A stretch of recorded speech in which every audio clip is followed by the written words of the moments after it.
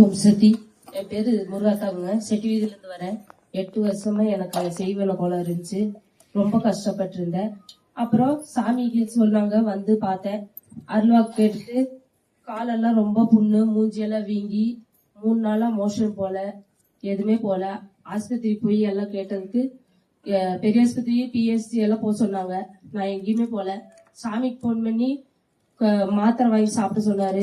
ஒரு வாரத்துல சாமி விரதம் இருந்தாரு. அருகம்புல் சூர்ணம் கொடுத்தாரு, சாப்பிட்டேன். ஒரு வாரத்திலேயே ரெடி ஆயிட்டேங்க. புண்ணெல்லாம் சுக்குநூறா அறிவிச்சுங்க. எங்க அப்பாவுக்கு இதே மாதிரி இருந்தது.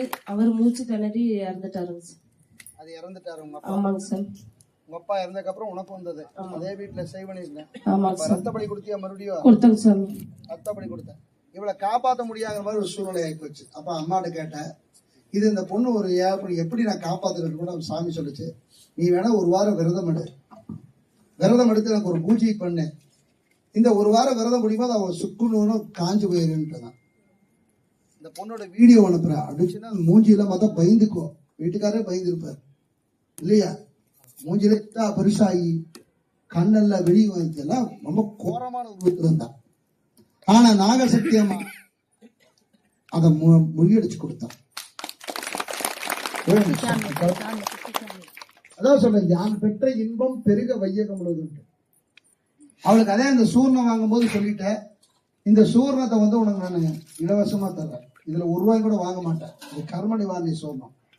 கர்ம இந்த அந்த மருந்துக்கு நீ காசே தர வேண்டாம், எடுத்துட்டு போ. இது குணமானவுடனே நீ உனக்கு என்ன ஒண்ணு செய்யணுமோ செஞ்சுக்கோ அப்படின்னு கொடுத்த.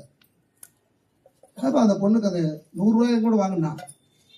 ₹100 வாங்கினா அந்த மருந்துக்கு, கர்ம நிவாரணி சூர்ணத்துக்கு வாங்க மாட்டேன்ட்டு. அது கர்ம நிவாரணி சூர்ணம். அது ஒரு மனுஷனுக்கு கர்மா முத்தும் போது மரணம். அந்த மரணத்துக்கு உண்டான மருந்து வாங்கக்கூடாதுன்னு கடவுள் சொல்லியிருக்காரு.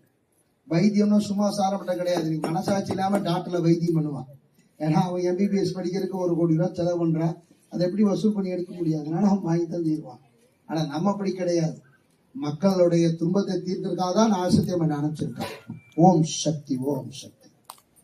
அவள் என்று ஒரு அணுவும் அசையாது. இதை எல்லாரும் உணர்ந்துக்குங்க.